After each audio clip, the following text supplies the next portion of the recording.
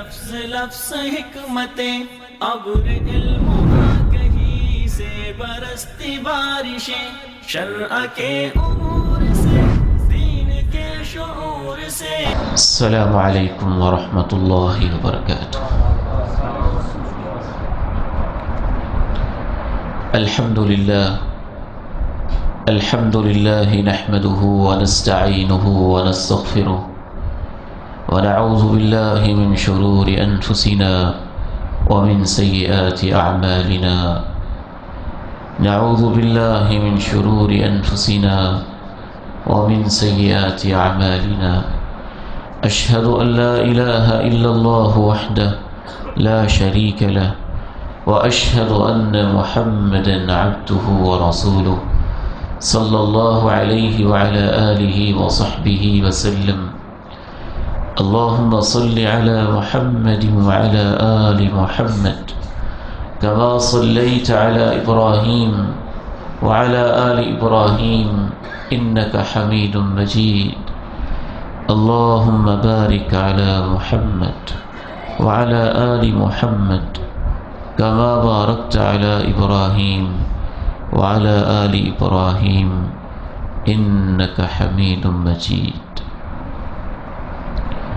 رب اشرح لي صدري ويسر لي أمري واحلل عقدة من لساني يفقه قولي. اللهم طهر قلبي من النفاق وعملي من الرياء ولساني من الكذب وعيني من الخيانة فإنك تعلم خائنة الأعين وما تخفي الصدور.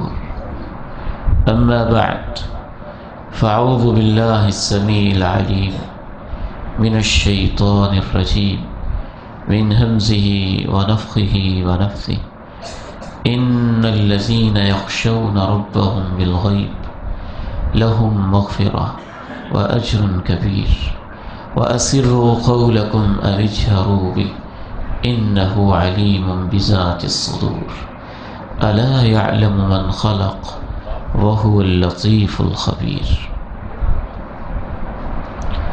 وقال سبحانه وتعالى إنما ذلكم الشيطان يخوفكم أولياء فلا تخافوهم وخافون إن كنتم مؤمنين.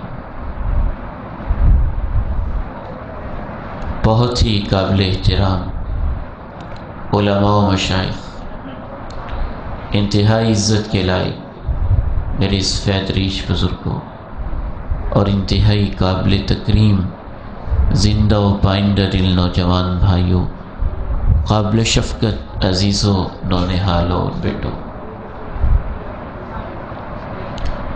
آج کا دور جس سے میں اور آپ گزر رہے ہیں فتنوں اور آزمائشوں کا دور ہے. اس دور میں دین پہ عمل کرنا مشکل بہت ہے، لیکن جو دین پہ عمل کر لے اس کے لیے اجر بھی بہت ہے. ایک حدیث میں رسول اللہ صلی اللہ علیہ وسلم نے صحابہ سے مخاطب ہو کے کہا ان من ورائکم ایام الصبر.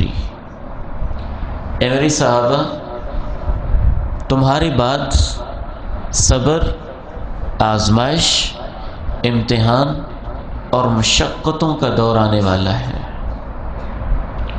جو ان ایام الصبر میں میرے دین کا تمسک کرے گا، اسے تھام کے رکھے گا، مضبوطی سے پکڑ لے گا، فَلَهُ أَجْرُ 50 مِنْكُمْ او 50 شہیدا منکم. اس ایک شخص کو اتنا اجر ملے گا جتنا اے میرے صحابہ تمہارے 50 شہیدوں کا ثواب ہوتا ہے.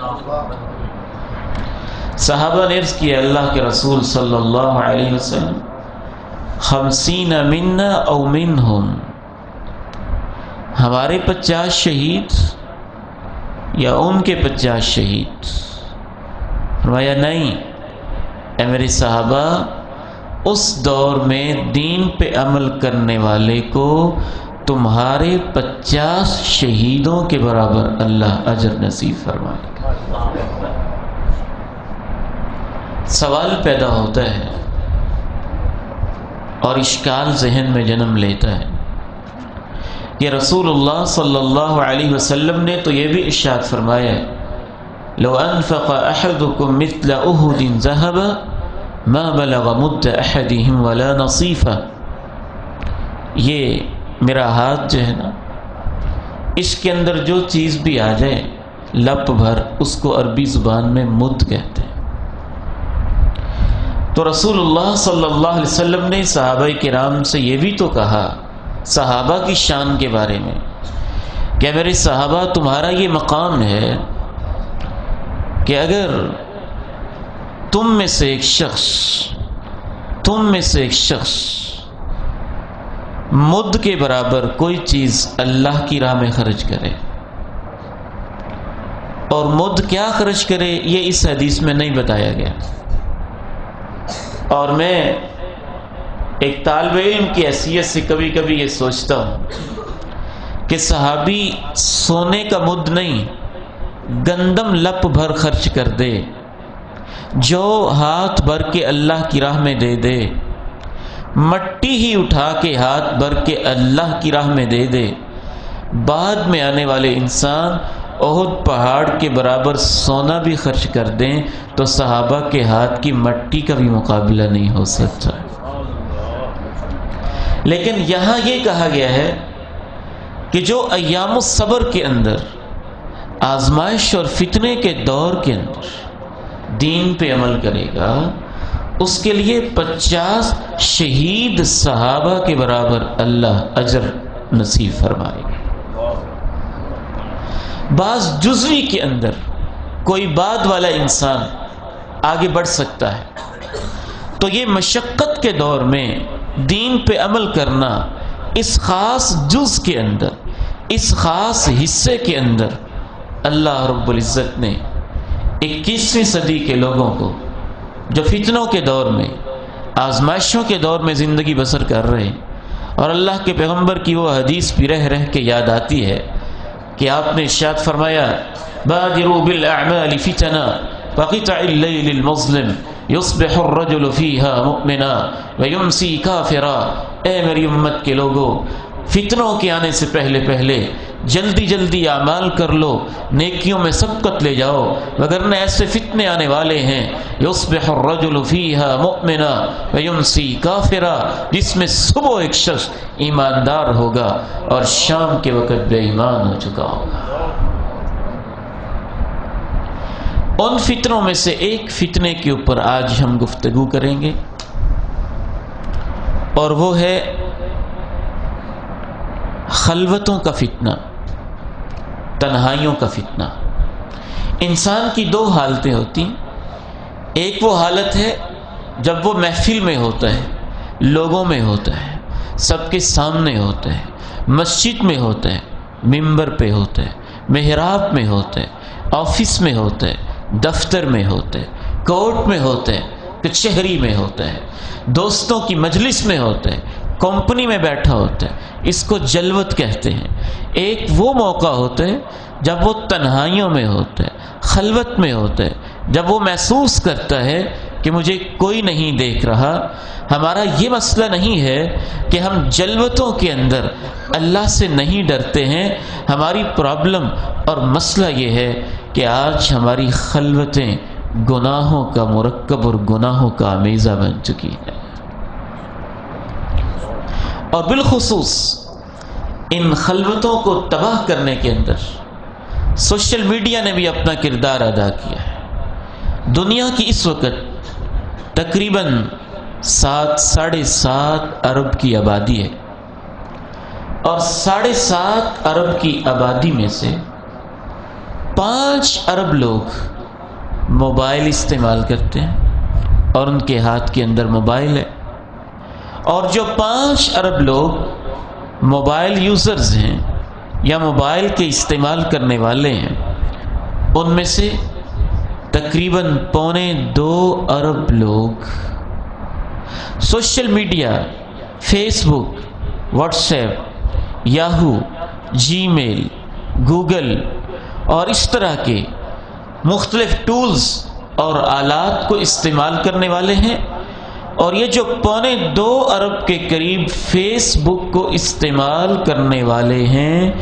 ان میں سے 75% نوجوان ہیں، 25 سال کی عمر کے لگ بھگ ہیں، اور یہ جو استعمال کرنے والے ہیں محتاط اندازے کے مطابق ان میں سے 98% لوگ وہ ہیں جو اپنے سوشل میڈیا کے اوپر خلوتوں اور تنہائیوں میں اللہ کی نافرمانی کرنے والے ہیں۔ تصویریں، ویڈیوز، امیجز، گانے، میوزک، ٹونز، افسانے، کہانیاں، شارٹ سٹوریز، ڈرامے، ناولز اور طرح طرح کا وہ گند اور وہ برہنہ اور ننگی تصاویر اور وہ جنسی بول اور سیکس سے متعلقہ معلومات جو شاید ہمارے شادی شدہ نوجوان بھی کبھی سوچا نہیں کرتے تھے، آج وہ ہمارے ٹین ایج اور 15، 20، 25 سال کے نوجوانوں کے ہاتھ میں خلوتوں کا امتحان بنے ہوئے ہیں۔ 5 باتیں میں آپ کے سامنے عرض کروں گا کہ خلوتوں میں اللہ کا خوف پیدا ہو جائے تو اللہ کیا دیتے ہیں، اور 5 باتیں میں آپ کے سامنے یہ عرض کروں گا کہ ہم اپنی خلوتوں میں اللہ کا خوف کیسے پیدا کر سکتے ہیں۔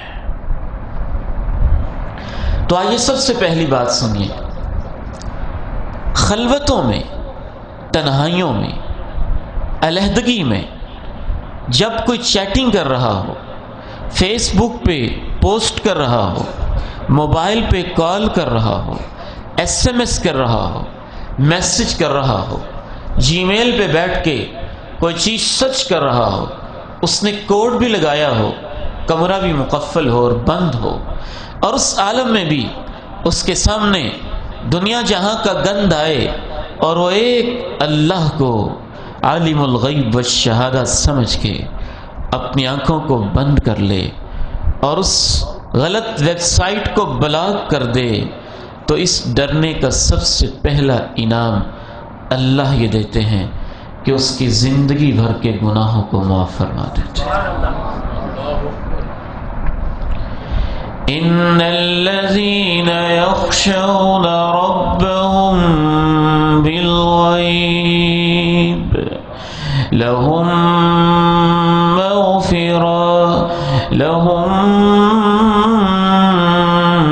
مغفرة وأجر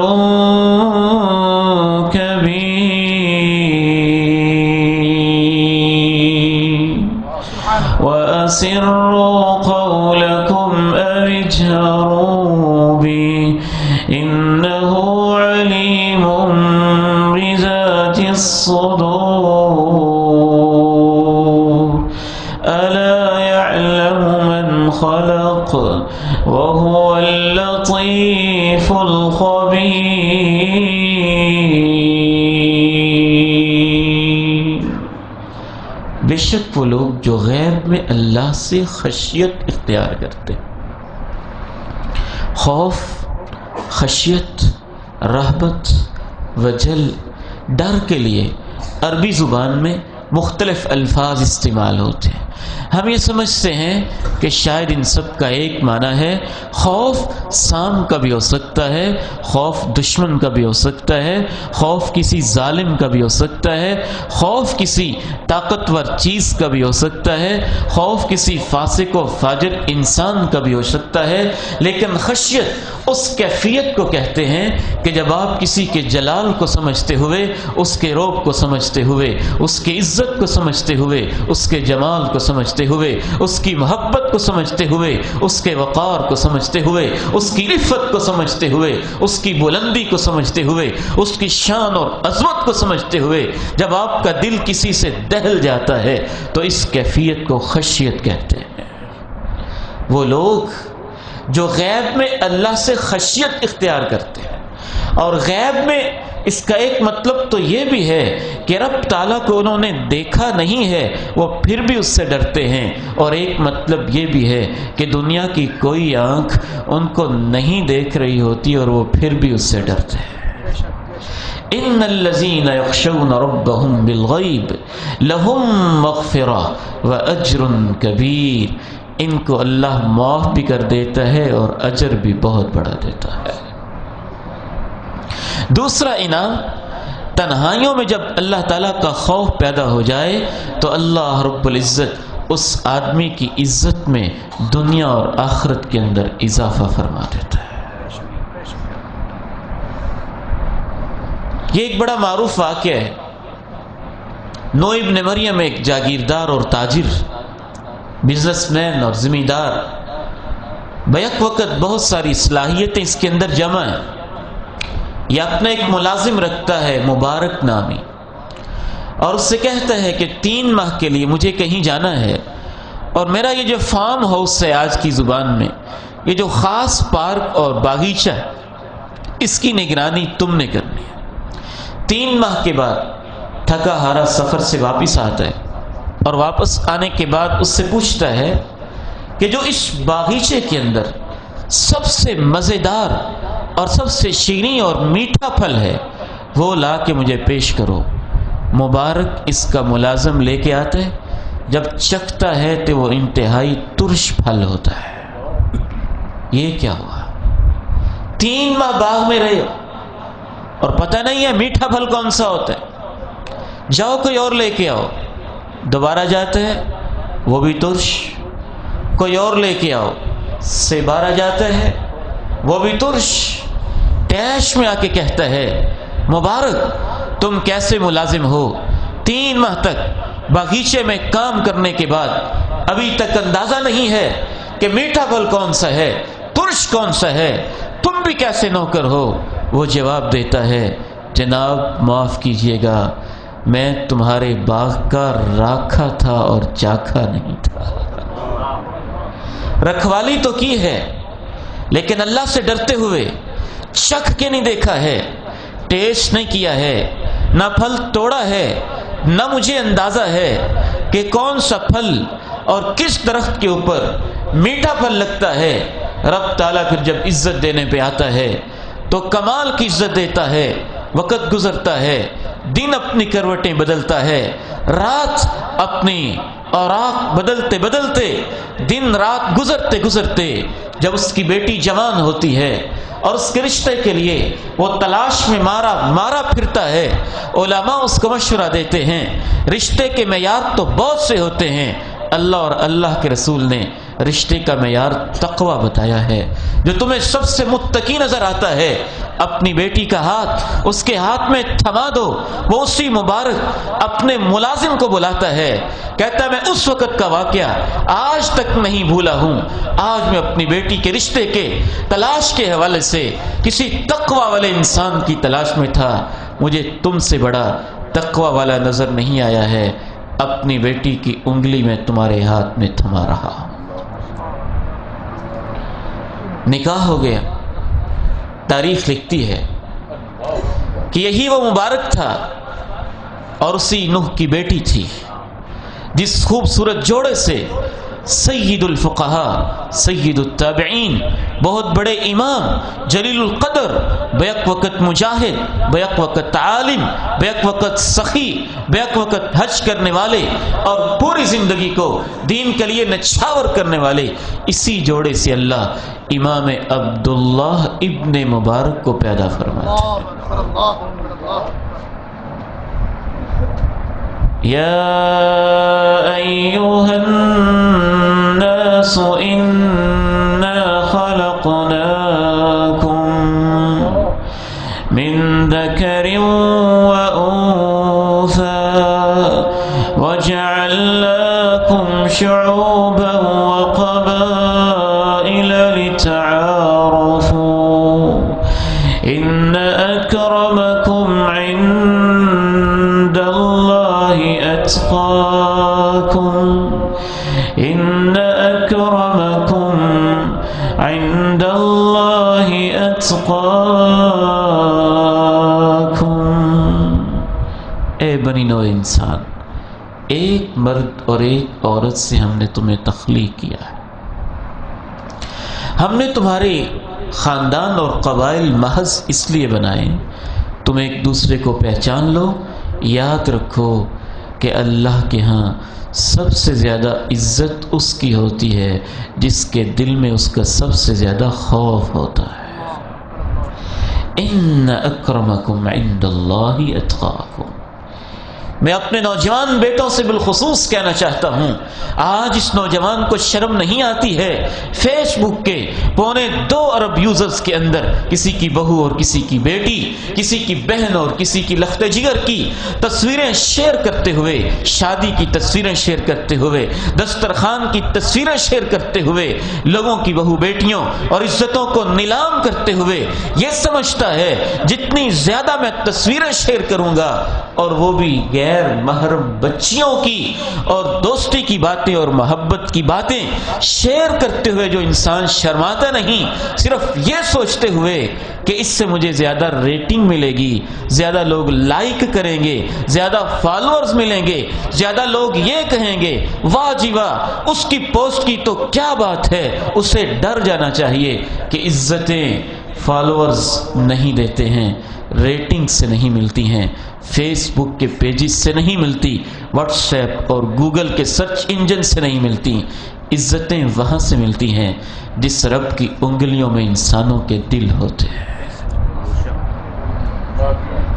جیسے تقوی بڑھتا جاتا ہے، خوف بڑھتا جاتا ہے، عزت بڑھتی جاتی ہے، رب تعالیٰ آسمانوں میں اعلان کر دیتے ہیں یا جبریل انی احب فلانا فاحبہ، اے سرتاج ملائک فلاں بندے سے میں بڑی محبت کرتا ہوں، تم بھی اس سے محبت کرو، فیحبہ جبریل، سرتاج ملائک اس سے محبت کرتا ہے، پھر جبریل آسمان والوں میں اعلان کرتا ہے یا اہل السماء ان اللہ یحب فلانا فاحبوا، اے آسمان والو فلاں بندے سے اللہ کو محبت ہے، تم بھی اس سے محبت کرو، فیحبہ اہل السماء، آسمان والے محبت کرتے ہیں، ثم یوزع له القبول فی الارض، پھر جیسی آسمان میں محبت ہوتی ہے ویسی محبت اللہ زمین والے کے دلوں میں پیدا فرما دیتا ہے۔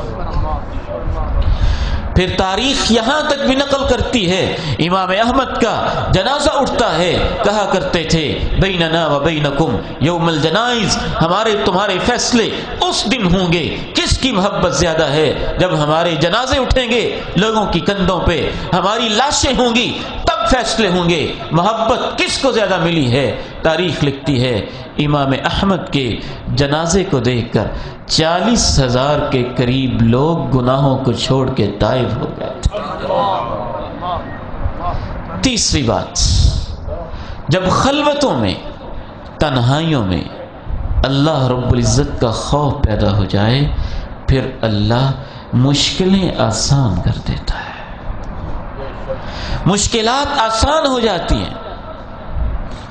اگر اتنی بھی مشکلیں آن پڑیں کہ ساتوں آسمان اوپر سے ٹوٹ کے نیچے گر رہے ہوں، شک ہو رہے ہوں، اور ساتوں زمینیں پھٹ رہی ہوں، پہاڑ ریزہ ریزہ ہو رہے ہوں، دنیا جہاں کی مصیبتیں پھن پھیلائے اس کے انتظار میں ہوں، پتھر سامنے آئے پڑے ہوں، مصیبتوں کے سیلاب بہے پڑے ہوں، اور مشکلات کے پہاڑ ٹوٹے جا رہے ہوں، اس عالم کے اندر بھی جو رب سے ڈرنے والا ہے، اللہ رب العزت پتھروں کو بھی اس کے راستے سے پیچھے ہٹا دیتا ہے۔ یہ اس کا وعدہ ہے، وَمَن يَتَّقِ اللَّهَ يَجْعَلْ لَهُ مَخْرَجًا يَجْعَلْ لَهُ مِنْ أَمْرِهِ يُسْرًا يَرْزُقْهُ مِنْ حَيْثُ لَا يَحْتَسِبُ۔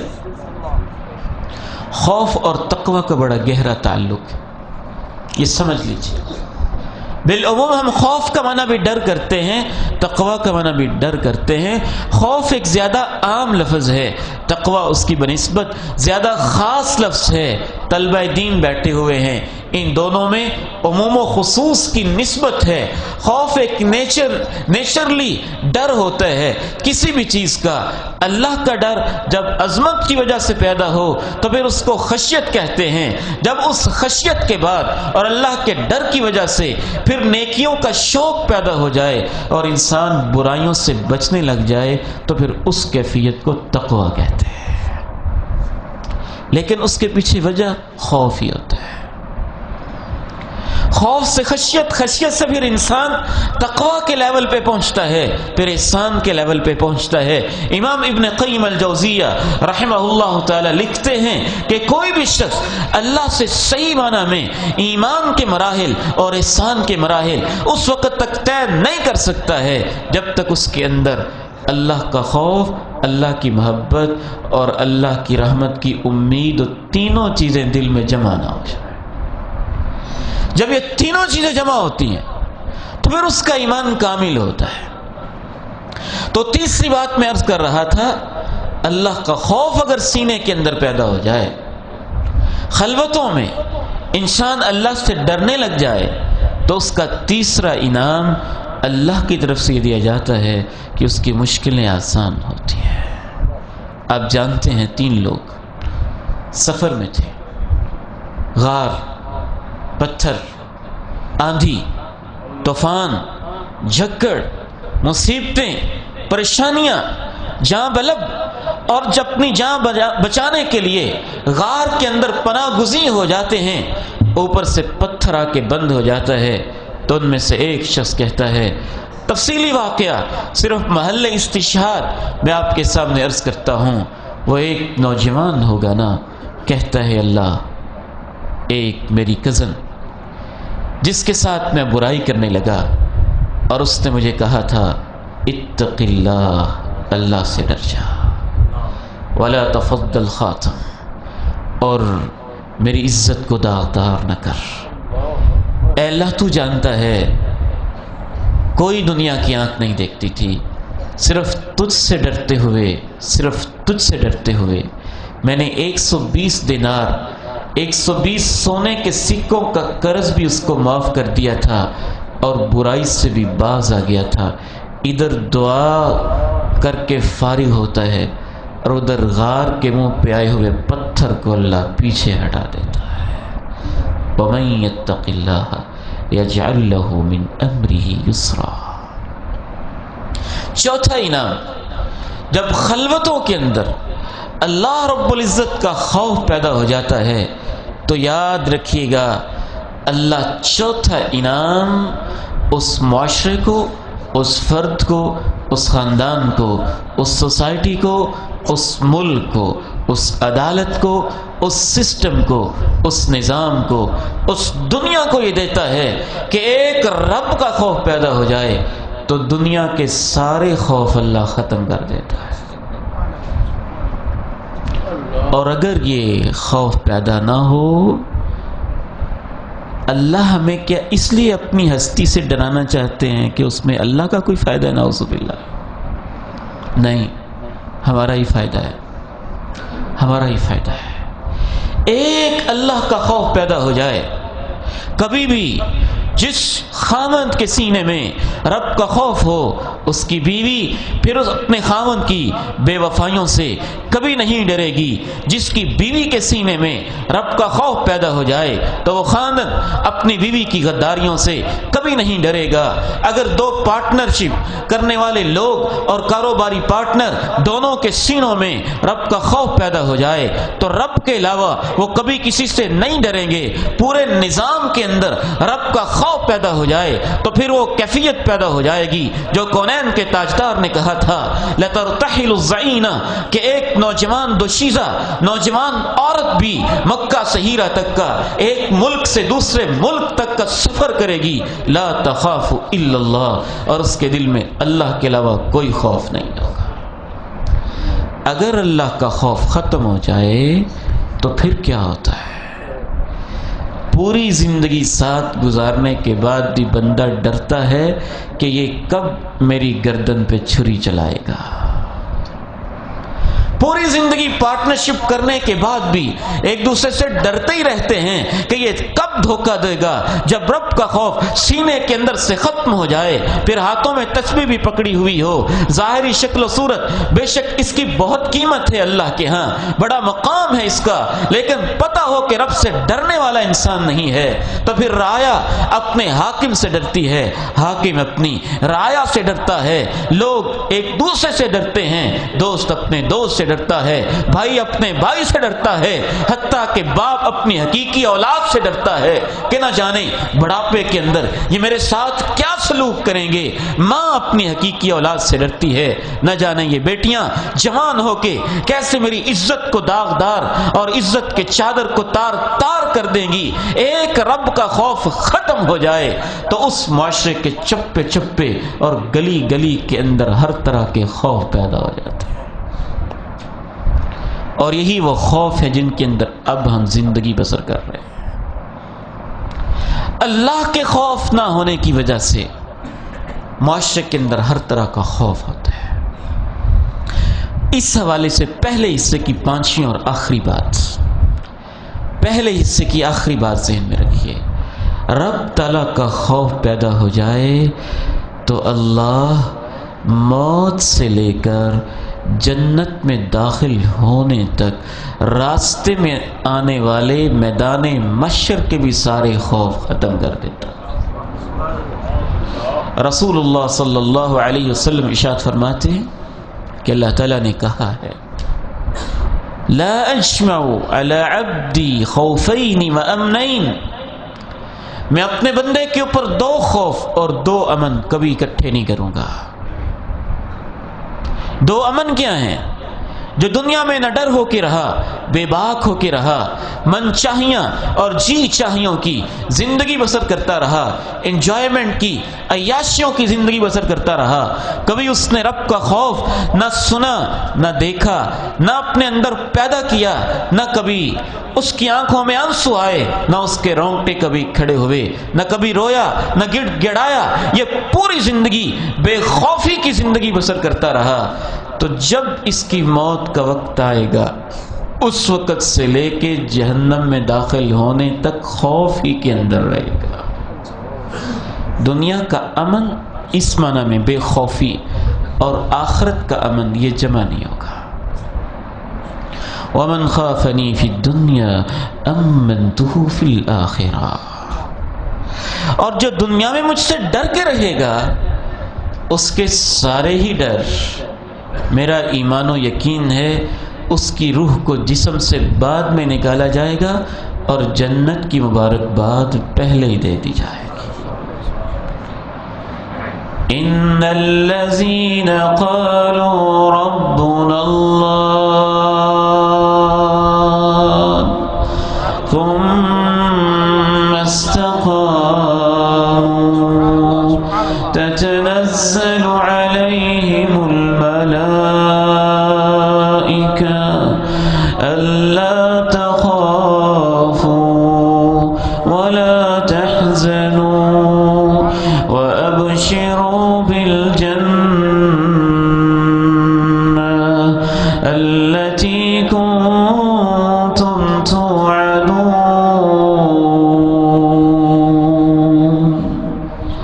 بے شک وہ لوگ جنہوں نے کہا ہمارا رب اللہ ہے، پھر اسی کے اوپر قائم رہے، تتنزل علیہم الملائکہ الا تخافوا ولا تحزنوا وابشروا بالجنہ التی کنتم توعدون۔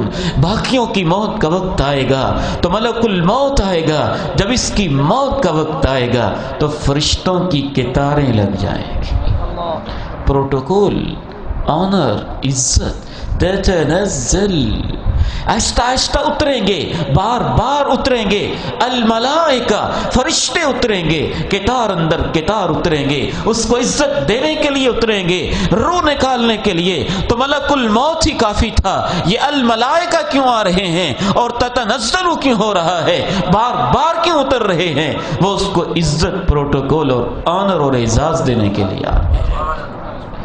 کیا کہہ رہے ہیں؟ اللہ تخافو، آئندہ کیا ہوگا؟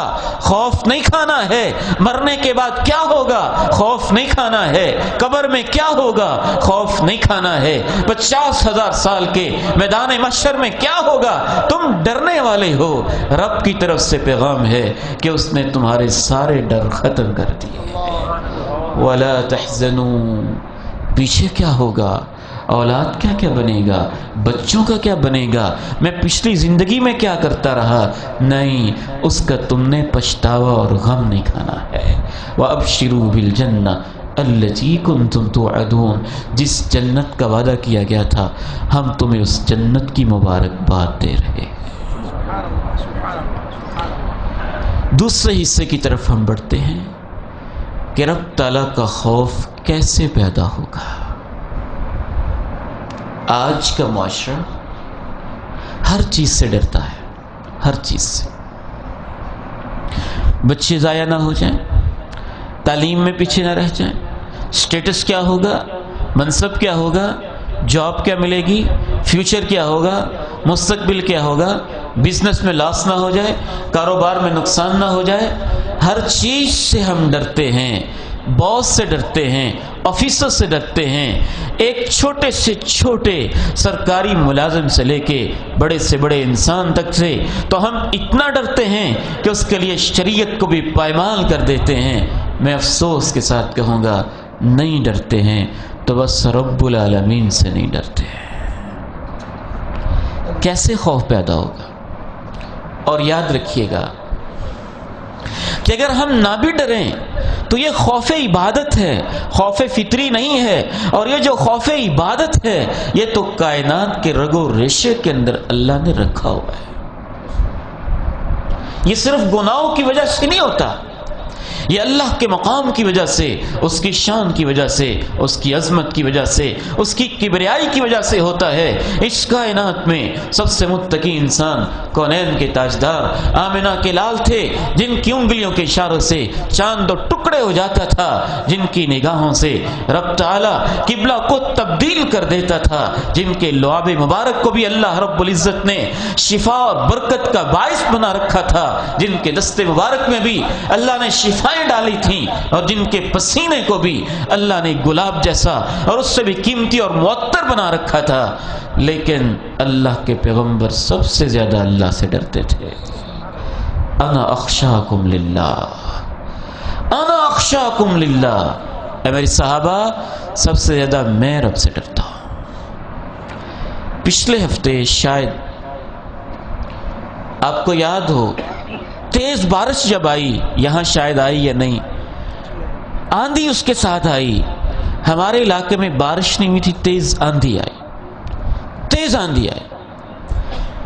ہم تیز آندھی کے اندر یہ ڈرتے ہیں، اس بات سے ڈرتے ہیں چھت نہ گر جائے، دیوار نہ گر جائے، یہ نہ ہو جائے، وہ نہ ہو جائے، اور یہاں رہتے ہوئے بلوال کی سرزمین میں، سرگودا کے چوکوں چوراہوں میں، جہاں ایک ایک چوک کے اندر رب تعالیٰ سے شرک ہو رہا ہے، 1 کلومیٹر کا کوئی ایسا قطعہ خالی نہیں ہے جہاں اللہ کی بغاوت نہ ہو رہی ہو، غیر اللہ کو سجدے نہ کیے جا رہے ہوں، زنا کے اڈے اور زنا کے مراکز، دنیا جہاں کا گند اور غلاظت جمع ہے، ہواؤں کی آندھیاں اور طوفان اور جھگڑ دیکھ کر بھی ہم اللہ سے نہیں ڈرتے ہیں۔ اللہ کے پیغمبر جتنی اللہ کی معرفت زیادہ ہوگی، اللہ کا خوف بڑھتا جائے گا۔ مدینہ کی گلیاں ہیں، اور مدینہ کی گلیوں میں تہجد کے وقت قرآن پڑھنے کی آوازیں آتی ہیں، صفہ کے اندر قرآن کی تعلیم کے مراکز قائم ہیں۔ میں تو کہا کرتا ہوں مدارس والو تم کو مبارک ہو، مدرسوں کی بنیاد تم نے نہیں رکھی ہے، آمنہ کے لال نے رکھی ہوئی ہے۔ دنیا کا سب سے ترقی یافتہ ترین نظام آج بھی مدارس کے پاس ہے۔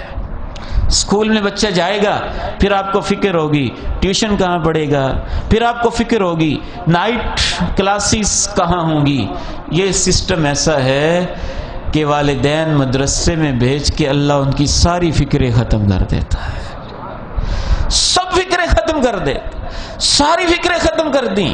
صفہ کا ادارہ بھی قائم ہے، وہاں قال اللہ قال الرسول کی صدائیں بلند ہو رہی ہیں، اور امام خطیب بغدادی رحمہ اللہ تعالی نے لکھا ہے یہ جو دین کے طالب علم ہیں فقیرانہ قال اللہ اور قال الرسول کی صدائیں بلند کرتے رہتے ہیں، ان کی برکتوں سے اور ان کی تلاوتوں کی برکتوں سے اللہ علاقے والوں سے آزمائشوں کو اٹھا لیتا ہے۔ مدینہ میں خوبصورت ماحول ہے، مقدس ماحول ہے، صفہ کی درسگاہ بھی قائم ہے، قال اللہ قال الرسول کی صدائیں بھی بلند ہو رہی ہیں، کونین کے تاجدار آمنہ کے لال، اس کے باوجود اللہ سے اتنا ڈرتے ہیں. حضرت عائشہ رضی اللہ تعالی عنہا ارشاد فرماتی ہیں جب بارش کا موسم بنتا تھا لوگ مسکراتے تھے اور آمنہ کے لال کے چہرے کا رنگ بدل جاتا تھا. اقبل و ادبر، کبھی آتے کبھی جاتے، کبھی آتے کبھی جاتے، کبھی آتے کبھی جاتے، رنگ فق ہو جاتا، پریشان ہو جاتے. میں نے آپ سے پوچھا کیا ماجرا ہے؟ لوگ جب یوں بادل آتے ہیں بارش کا ماحول بنتا ہے، لوگ مسکراتے ہیں، آپ پریشان ہو جاتے ہیں. آمنہ کے لال فرماتے ہیں عائشہ مجھے ڈر لگتا ہے کہیں اس کے اندر اللہ کا عذاب نہ ہو. اللہ کی خشیت، اللہ کا خوف کہ بندہ سب کچھ کرنے کے بعد بھی سمجھتا ہے کہ پتہ نہیں کیا ہوگا. تو سب سے پہلی چیز جس سے اللہ کا خوف پیدا ہوتا ہے میرے محترم بھائیوں، وہ ہے اللہ کی پہچان، اس کی عظمت کی پہچان، اس کے مقام کی پہچان، اس کی شان کی پہچان. پہلا آسمان، دوسرا آسمان، تیسرا آسمان، چوتھا آسمان، پانچواں آسمان، چھٹا آسمان، ساتواں آسمان، ساتوں آسمانوں اور فلکوں اور بلندیوں کے اندر تیرنے والے کل فی فلک یسبحون، سورج چاند ستارے اور کائنات کے سارے سیارے.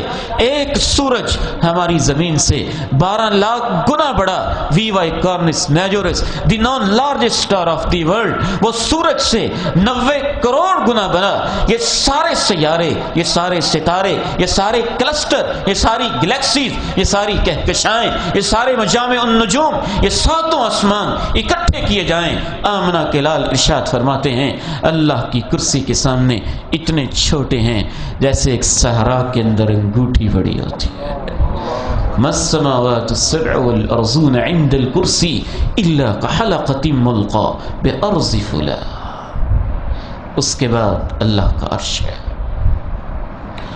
عرش کو فرشتوں نے اٹھایا ہوا ہے اور قیامت والے دن 8 فرشتوں نے اٹھایا ہوگا. اور اللہ کے پیغمبر ارشاد فرماتے ہیں ان اللہ تعالی اذن لی ان احدثکم عن ملک من ملائکتی حملت عرش الرحمن عنقه منسن تحت العرش ورجلاه تحت الارض السفلی.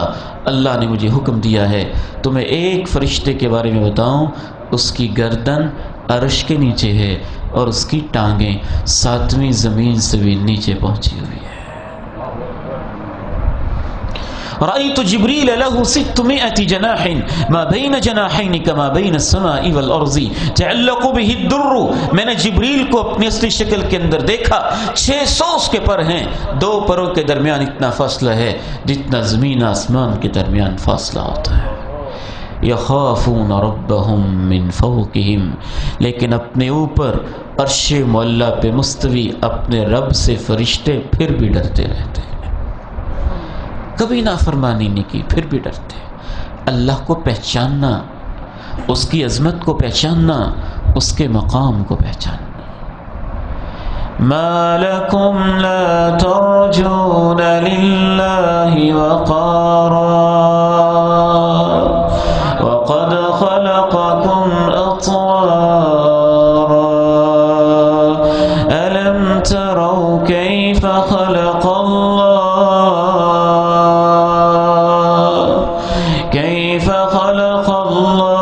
سبع سماوات طباقا وجعل القمر فيهن نورا وجعل الشمس سراجا والله أنبتكم من الأرض نباتا ثم يعيدكم فيها ويخرجكم إخراجا.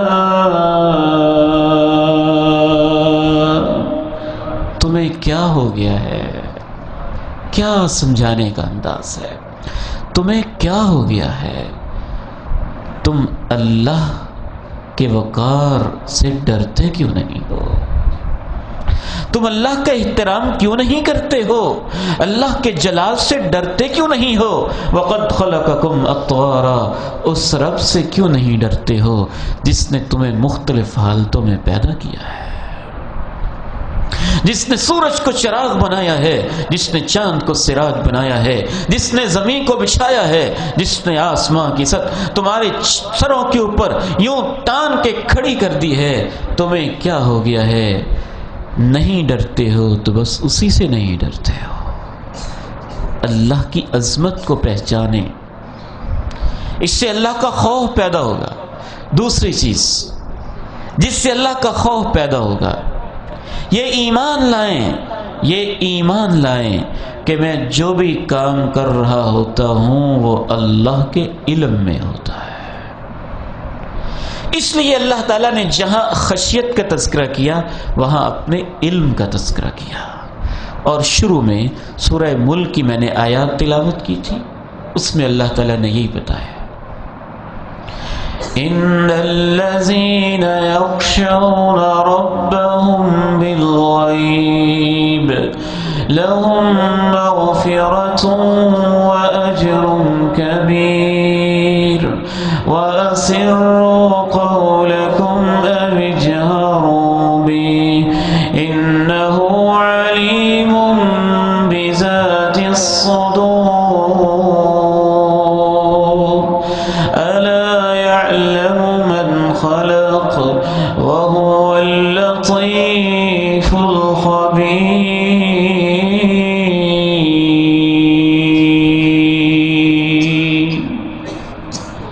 وَأَسِرُّوا قَوْلَكُمْ أَوِ اجْهَرُوا بِهِ، تم آہستہ آہستہ باتیں کرو یا اونچی اونچی کرو۔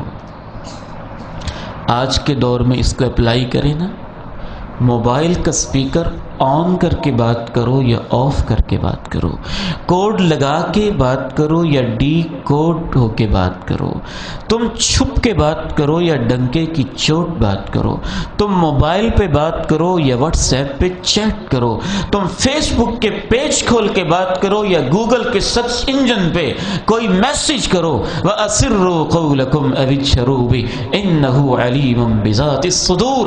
یاد رکھو تم جو کچھ بھی کر لو تمہارا رب تو وہ ہے، یہ نہیں کہا تمہاری باتوں کو جانتا ہے، یہ کہا صرف تمہاری باتوں کو ہی نہیں تمہاری باتوں کی نیتوں کو بھی جانتا ہے۔ انہ علیم بذات الصدور، وہ تو تمہارے سینوں کے رازوں کو بھی جانتا ہے کہ یہ ایس ایم ایس کیوں کیا، یہ کال کیوں کی، یہ شیئرنگ کیوں کی، یہ فارورڈ کیوں کیا، فلاں کام کیوں کیا، فلاں بات کیوں کی، فلاں چیٹنگ کیوں کی، فلاں میسیجنگ کیوں کی۔ انہ علیم بذات الصدور، وہ تو تمہارے سینوں کے رازوں اور بھیدوں کو بھی جانتا ہے۔ الا یعلم من خلق وہو اللطیف الخبیر، بھلا وہ کیوں نہیں جانتا جس نے تمہیں پیدا کیا ہے، وہ لطیف بھی ہے اور خبیر بھی ہے۔ الحمدللہ ہمارے معزز مہمان غالباً تشریف لا چکے ہیں، انشاءاللہ آخری 10 منٹ کے اندر میں اپنی بات کو سمیٹوں گا۔ آپ کی توجہ میری طرف رہے۔ میں عرض کر رہا تھا کہ دوسری چیز جس رب تعالیٰ کا خوف پیدا ہوتا ہے، یہ ایمان اور یہ یقین واثق دل کے اندر معجزن ہو جائے کہ وہ علیم ہے۔ اور یہاں اللہ نے اپنی 3 صفات کا تذکرہ کیا ہے، ذرا اس پہ آپ نے خصوصی توجہ کرنی۔ 3 صفات کون سی ہیں یہ آپ نے سن کے ذرا تلاش کرنی۔ وَأَسِرُّوا قَوْلَكُمْ أَوِ اجْهَرُوا بِهِ إِنَّهُ عَلِيمٌ بِذَاتِ الصُّدُورِ أَلَا يَعْلَمُ مَنْ خَلَقَ وَهُوَ اللَّطِيفُ الْخَبِيرُ۔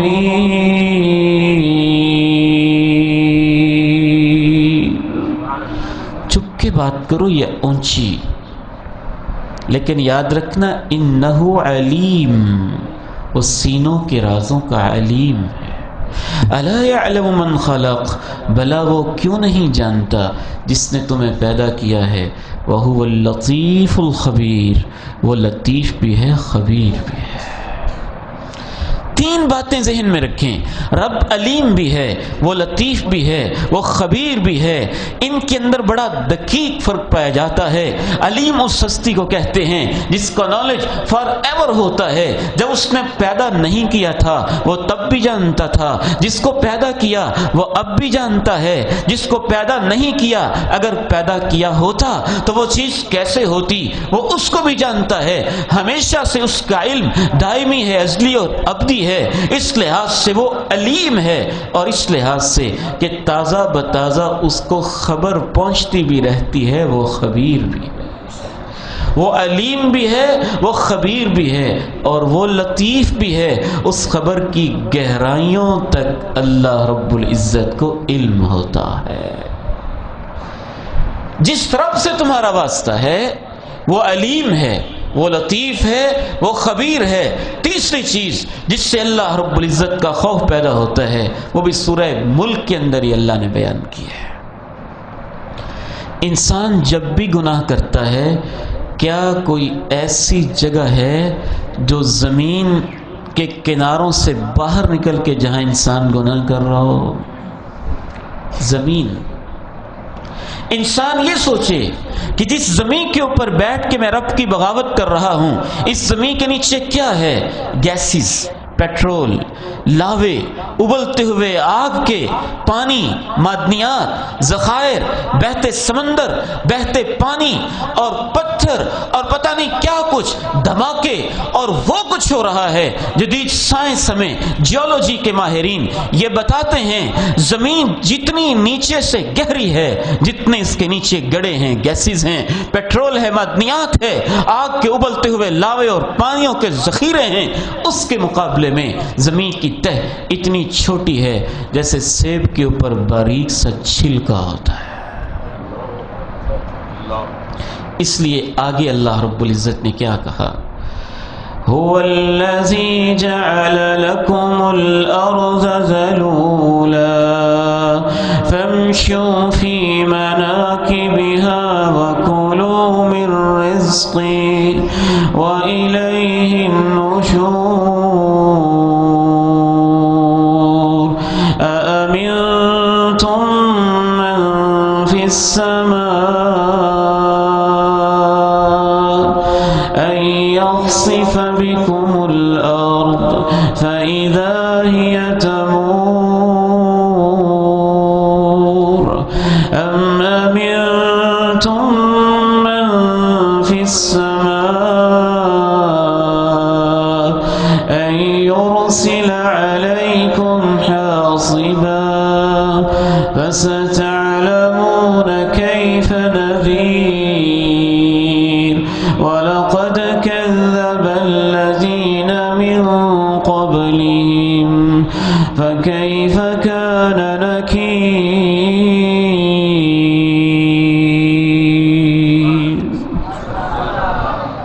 وہی تو ہے جس نے تمہارے لیے زمین کو ہموار کیا ہے۔ زمین کے نیچے پانی ہے، یہ ایسے ایسے ہوتی، اس کے نیچے گیسز ہیں، یہاں دھماکے ہوتے، اس کے نیچے پیٹرول ہے، یہاں آگ لگ جاتی، اس کے نیچے گڑھے ہیں، یہ پھٹ پھٹ جاتی۔ امن جعل الارض قرارا وجعل خلالها انہارا۔ اے انسانوں، جب زمین کے سینے پہ بیٹھ کے تم رب کی بغاوتیں کرتے ہو، تم اس بات سے ڈرتے کیوں نہیں ہو؟ وہ اس بات پہ قادر ہے، چشمے زدن کے اندر وہ تمہاری زمین کو پھاڑ کے تمہیں زمین کے پیٹ میں دفن کر سکتا ہے۔ 2005 کا زلزلہ مجھے آج تک نہیں بھولتا ہے۔ 3-4 دن بعد ہم وہاں پہنچے۔ 2005 کی ایک صبح تھی، 8 سے 8:30 کے درمیان کوئی ایک وقت تھا، زلزلہ 1 منٹ کے لیے، منٹ کے کچھ حصے کے لیے، 1 سیکنڈ کے لیے آتا ہے، چند سیکنڈ کے لیے آتا ہے۔ میں نے اپنی آنکھوں سے منظر دیکھا کہ 3-4 دن کے بعد بھی مظفر آباد اور کشمیر کے پہاڑوں پہ لاشیں پڑی ہوئی تھیں اور ان کو سنبھالنے والا کوئی نہیں تھا۔ أَأَمِنْتُمْ مَنْ فِي السَّمَاءِ أَنْ يَخْسِفَ بِكُمُ الْأَرْضَ فَإِذَا هِيَ تَمُورُ۔ تم آسمان والے سے بے خوف ہو گئے ہو؟ کوئی ڈر نہیں ہے اس کا. جس نے زمین کو ٹھہرایا ہے اگر وہ اس پہ زلزلہ برپا کر دے تو تم اس کا کیا کر سکتے ہو؟ اگر وہ تمہیں زمین کے اندر دفن کر دے تم اس کا کیا بگاڑ سکتے ہو؟ اگر وہ آسمانوں سے پتھر کی بارش برسا دے تو پھر تم کیا کر سکتے ہو؟ رب تعالیٰ نے اپنے بندوں کے اندر، اپنے بندوں کے سینوں میں خوف پیدا کرنے کے لیے ان کو سمجھایا اور پھر یہ بتایا. اس کو دھمکی نہ سمجھنا، یہ رب کا قرآن ہے، کسی مولوی کا ڈراوا نہیں ہے. تم سے پہلے بھی کچھ لوگ تھے جو ڈرتے نہیں تھے. پھر رب کے قرآن سے پوچھو کہ ان کے ساتھ کیا ہوا تھا. وَلَقَدْ كَذَّبَ الَّذِينَ مِن قَبْلِهِمْ فَكَيْفَ كَانَ نَكِيرِ فَكَيْفَ كَانَ نَكِيرِ. سونامی کا طوفان آیا تو لاکھوں لوگ چند منٹوں کے اندر مارے گئے اور ان کی لاشیں سمندر کے اندر موجود پہاڑوں درختوں کے ساتھ یوں مری پڑی تھیں جیسے مردار مچھلیاں ہوں جو سمندر نے پھینک کے باہر نکال دی. مظفر آباد کا زلزلہ آیا تو اس کے مہینے کے بعد آپ کے اخبارات کے اندر یہ خبریں چھپتی رہیں کہ بعض جگہوں پہ سڑک کو پھٹا ہوا میں نے اپنی آنکھوں سے دیکھا، اور بعض جگہوں پہ اخبار بتاتے ہیں جب سڑک پھٹی یوں پورا ٹیوٹا جا رہا تھا، زلزلہ آیا وہ روڈ پہ ہے، سڑک پھٹ گئی اور ٹیوٹا اپنی سواریوں سمیت ہی زمین کے اندر چلا گیا. اللہ کے پیغمبر نے کہا تھا سَيَكُونُ فِي أُمَّتِي خَصٌ وَمَسْخٌ وَقَذْفٌ. مجھے ڈر لگتا ہے میری امت کے اوپر کہیں پتھراؤ نہ ہو جائے، مجھے ڈر لگتا ہے کہیں اس کو دنسایا نہ جائے، مجھے ڈر لگتا ہے کہیں ان کے اوپر پتھروں کی بارش نہ ہو جائے. یہ فحاشی اور اس کا عروج یہ ہر چوک اور چوراہے پہ آدم کے بیٹے نے حوا کی بیٹی کی عزت اور قد آدم لگائے ہوئے اونچے اونچے ہورڈنگ بورڈز اور اشتہارات کا یہ سلسلہ اور دنیا کے اندر پھیلا ہوا یہ گند، مکس گیدرنگ اور شادی کے اندر مخلوط محافل، خدا جانتا ہے اور اس بات کے اوپر گواہ ہے. کبھی کبھی واقعتاً ڈر لگتا ہے کہ اس ماحول کے اندر پتہ نہیں کب اللہ کی زمین ہلنے لگ جائے گی. ابوالکلام آزاد فرمایا کرتے تھے کہ رب تعالیٰ بھی جیسے آپ انسانوں کو جگاتے ہیں ویسے جگاتا ہے. کوئی انسان بات سن رہا ہو تو ہم آہستہ بات کرتے ہیں، وہ سویا ہو تھوڑی سی اونچی آواز سے اس کو جگاتے ہیں، وہ گہری نیند سویا ہو پھر اس کو پکڑ کے جھنجھوڑتے ہیں. رب تعالیٰ بھی آہستہ آہستہ سمجھاتے ہیں. جب لوگ سو جاتے ہیں پھر وہ زمین کو ہلا کے جھنجھوڑ کے ان کو جگانا شروع کر دیتے ہیں کہ اب تو سوچو تمہارا کوئی مالک بھی ہے. تیسری چیز، چوتھی چیز جس سے رب تعالیٰ کا خوف پیدا ہوگا میرے محترم بھائیوں، اپنی نیکیوں کے اندر کبھی بھی ترایا نہ کریں. میں ایسے حاجیوں اور نمازیوں کو جانتا ہوں جو گناہ کرتے ہیں، جتنی شوق سے نیکیاں کرتے ہیں اسی شوق سے گناہ بھی کرتے ہیں. جس شوق سے عمرے کرتے ہیں اس شوق سے کرپشن بھی کرتے ہیں. جس شوق سے حج کرتے ہیں اسی شوق کے ساتھ واپس آ کے دوسروں کے مال بھی لوٹتے ہیں. اور کئی تو ایسے ظالم ہیں جو یہ کہتے ہوئے باقاعدہ طور پر سنے گئے کوئی بات نہیں، جو کیے تھے وہ معاف ہو گئے ہیں، اگلے سال پھر حج پہ چلے جائیں گے. اس کے اندر نیکیوں پہ غرور آ گیا ہے، اس وجہ سے اللہ کا خوف ختم ہو گیا. انبیاء و شہداء و صدیقین کا یہ طریقہ کار نہیں ہے، صالحین کا یہ طریقہ کار نہیں ہے. کتنے ہی ایسے نمازی ہیں کسی مدرسہ اور مسجد کے محتمم کو 2 ٹکے تو کیا دے دیے، پھر وہ اپنے آپ کو مسجد کا مالک، مدرسے کا مالک، معاملات کے اندر مداخلت اور پتہ نہیں مسئلے بھی یہ کہتے ہیں کہ پھر تو ہماری مرضی کے بیان ہونے چاہیے. ہاں وہ لوگ جو شوق سے دیتے ہیں ان کو دینا مبارک ہو، اور جو دینے کے بعد پھولے نہیں سماتے ہیں بجائے اس کے کہ ڈریں پتہ نہیں کہاں سے کمایا تھا، رب قبول بھی کرے گا کہ نہیں کرے گا. اہل ایمان کی نشانی ہے وہ رب کی راہ میں خرچ بھی کرتے ہیں تو رب سے ڈرتے رہتے ہیں. الذین یؤتون ما آتوا وقلوبهم وجلة انہم الی ربہم راجعون. اہل ایمان رب کی راہ میں دیتے ہوئے ڈر رہے ہوتے ہیں. ہماری ماں حضرت عائشہ صدیقہ پوچھتی ہیں یہ کون لوگ ہوتے ہیں جو زنا کر کے پھر خرچ کرتے ہیں، جو چوریاں کر کے پھر خرچ کرتے ہیں، جو ڈاکے ڈال کے پھر خرچ کرتے ہیں. اس لیے ڈرتے رہتے ہیں کہ پتہ نہیں ہم زنا کر کے ہیں، چوری کر کے ہیں، ڈکیتی کر کے ہیں، مال قبول ہوگا کہ نہیں؟ کونین کے تاجدار آمنہ کے لال نے فرمایا نہیں نہیں عائشہ، اس آیت کا یہ مطلب نہیں ہے، وہ تو ایسے سچے ایمان والے ہوتے ہیں، رب کی عظمت کی وجہ سے ڈرتے رہتے ہیں کہ وہ غنی ہے، محتاج نہیں ہے، محتاج ہم ہیں کہ قبول ہو جائے، پتہ نہیں میرا دیا وہ قبول کرے گا یا نہیں کرے گا۔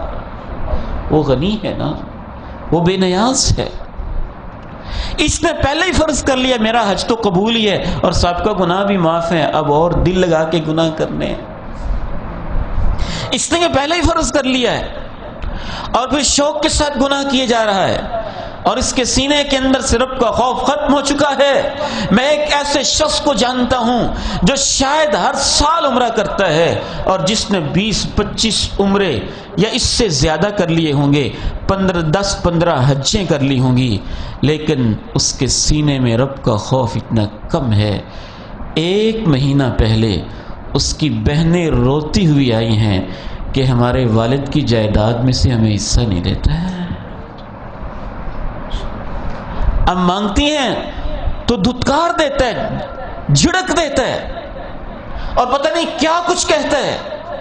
رب کا خوف جب سینوں سے ختم ہو جاتا ہے، اس کے اپنے بھانجے مقدمے کریں وہ پھر بھی نہیں دیتا، اپنی بہنیں گھر گھر میں اس کی انسلٹ کریں وہ پھر بھی نہیں دیتا۔ میرے محترم بھائیوں، جب رب تعالیٰ کا خوف سینے کے اندر پیدا ہو جاتا ہے، ابراہیم نبی ہے، ہجرت بھی کرتا ہے اور اپنے والدین اور پتہ نہیں کیا کیا قربانیاں دے کے بیٹے کی گردن پہ چھری چلانے والا ہے، اپنی بیوی کو ساتھ لے کے ہجرت کے قافلوں کو رقم کرنے والا ہے، دنیا جہاں کے کاروبار کو جوتے کی نوک پہ ٹھوکر لگا کے بے آب ہو گیا، بنجر زمین کو آباد کرنے والا مکہ مکرمہ میں اللہ کے حکم سے آیا ہوا ہے، رب کا نبی ہے، جگہ بھی اللہ نے بتائی ہے، حکم بھی اس نے دیا ہے، اشارے بھی اس کے پائے ہیں، ہے بھی رب کا نبی، بیت اللہ کی تعمیر کر رہا ہے، دل کے اندر خوف ایسا ہے، پھر بھی کہہ رہے ربنا تقبل منا، اے اللہ یہ قبول کر لینا، اے اللہ اسے قبول کر لینا۔ عدم قبولیت کا خوف اپنے سینوں کے اندر پیدا کرنا چاہیے، اور خواہ مخواہ یہ فرض نہیں کر لینا چاہیے کہ ایک تاک رات پچھلی رمضان کے اندر ہم جاگے تھے نا تو بس سارے سال کے گناہ صاف ہو گئے، اب نئے سرے سے شروع کریں۔ نیکیاں تو کیا، ہم نے تو بدعات کے اندر یہ تصور بنا لیے، لوگوں نے حدیثیں گھڑ گھڑ کے پھیلانا شروع کر دیں، اللہ ان ظالموں کا ستیہ ناش کرے، یہاں تک حدیث گڑی گئی جو ربیع الاول کے مہینے کی سب سے پہلے مبارکباد دیتا ہے اس کے لیے جنت واجب ہو جاتی ہے۔ ایسے ایسے جھوٹ گڑے اور ان کی وجہ سے ہمارے سینوں سے خوف جاتا رہا۔ 5ویں اور آخری بات عرض کر کے میں اجازت چاہوں گا، جس سے اللہ رب العزت کا خوف پیدا ہوتا ہے، وہ یہ احساس کہ میں نے رب کے سامنے کھڑے ہو کے زندگی کا حساب دینا ہے۔ اپنے جلال کے مطابق وہ تشریف لے آئے، جہنم کو لایا گیا، جنت کو بھی لایا گیا، فرشتوں کی قطاریں بن گئیں، نور کے پرتو ہوئے، نور کے جلوے ہوئے، اور رب تعالیٰ جیسے اس کی شان اور عظمت کے لائق ہے تشریف لے آئے، انسانوں کی قطاریں بن گئیں، پورا عالم کھڑا ہوا ہے اور آواز لگائی جا رہی ہے بلوال کا فلاں بندہ، فلاں محلے کا رہنے والا، فلاں کا بیٹا میرے سامنے آ جائے، آج میں اس سے زندگی کا حساب لینا چاہتا ہوں۔ یہ اگر خوف پیدا ہو جائے تو پھر انشاءاللہ تعالی ہمارے سب معاملات ٹھیک ہو جائیں گے۔ وَلِمَنْ خَافَ مَقَامَ رَبِّهِ جَنَّتَانِ وَلِمَنْ خَافَ مَقَامَ رَبِّهِ جَنَّتَانِ، یہ اگر تمہارے سینے میں خوف پیدا ہو جائے گا تو اے میرے بندے میں تمہیں دوہری جنتیں نصیب فرماؤں گا۔ دوہری جنتیں، سب سے چھوٹے جنتی کو بھی اللہ نے 70 محل نصیب کرنے، ہر محل کا رنگ دوسرے سے علیحدہ ہوگا، 70 70,000 لوگ ہیں ہاتھوں میں ہاتھ ڈالے جنت کے اندر جا رہے ہیں، ان کے چہرے 14ویں کے چاند کی طرح چمک رہے ہیں، فرشتے ان کے نوکر بن کے، دربان بن کے، ان کے ملازم بن کے دروازے کے اندر کھڑے ہو کے ریسپشن کے اوپر کہہ رہے ہیں سلام علیکم طبتم فادخلوها خالدین، اے رب کے خوف سے زندگی بسر کرنے والو تمہیں مبارک ہو، یہ جنت تمہارے لیے ہے، ہمیشہ کے لیے اس میں داخل ہو جاؤ۔ اس خوف کا مطلب یہ نہیں ہے کہ ہم نے مایوس ہو جانا ہے، اس کا مطلب صرف یہ ہے کہ جتنے گناہ ہیں ہم نے رب کے خوف سے ان کو چھوڑ دینا ہے اور رحمت کی پختہ امید بھی رکھنی ہے، رحمت کی پختہ امید رکھنی ہے۔ خوف کو نفسیاتی مرض نہیں بنا لینا ہے، بعض لوگ نفسیاتی مریض بن جاتے ہیں، خوف کا شکار تو ہو جاتے ہیں، عمل سے عاری ہو جاتے ہیں۔ خوف بھی ہو، جذبہ بھی ہو، رحمت کی امید بھی ہو، رب کی محبت بھی ہو، رب کی رحمت کے اوپر بھی اتنی امید ہونی چاہیے۔ یہ حدیث پڑھ کے تو میں حیران رہ جاتا ہوں، اللہ کے پیغمبر کہتے ہیں مجھے جبریل نے بتایا جب فرعون ڈوبنے لگا تھا نا تو وہ کلمہ پڑھنے لگا تھا، اور جبریل کہتے ہیں لو رأیتنی، اے اللہ کے نبی کاش آپ وہ منظر دیکھتے، ادس فی وجہہ التراب، میں سمندر کی مٹی اٹھا اٹھا کے فرعون کے منہ کے اندر دے رہا تھا، کہیں ایک کلمہ نہ پڑھ لے، مجھے ڈر لگتا ہے اگر وہ کلمہ پڑھ لیتا تو اس پر بھی کہیں اللہ کی رحمت نہ ہو جاتی۔ رحمت بھی اس کی بہت وسیع ہے، لیکن اس لیے نہیں کہ گناہ اور کیے جائیں، اس لیے کہ جتنے گناہ ہیں ان کو چھوڑ دیا جائے، وہ اپنی رحمت سے ہمارا انتظار کر رہا ہے۔ وآخر دعوانا ان الحمد للہ رب العالمین۔